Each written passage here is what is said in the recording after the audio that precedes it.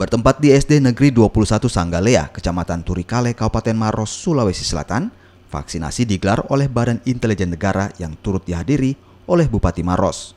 Menurutnya, keikutsertaan BIN Sulawesi Selatan sangat membantu dalam percepatan capaian vaksinasi. Saya atas nama pemerintah daerah Kabupaten Maros mengucapkan terima kasih yang sebesar-besarnya kepada Binda Sulawesi Selatan yang telah membantu pemerintah daerah dalam melaksanakan vaksinasi di Kabupaten Maros, terutama vaksinasi anak.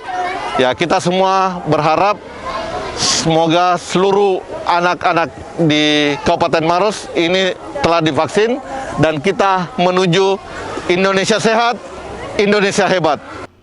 Sementara itu, sejumlah anak tingkat sekolah dasar yang mengikuti vaksinasi ini terlihat antusias dan tidak takut dengan jarum suntik.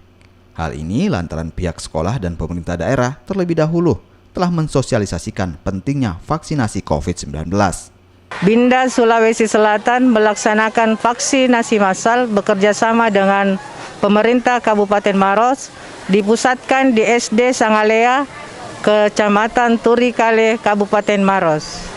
Tujuan kegiatan dalam rangka agar Kabupaten Maros bebas dari pandemi COVID, dan dengan kegiatan ini herd immunity akan terbentuk. Indonesia sehat, Indonesia hebat.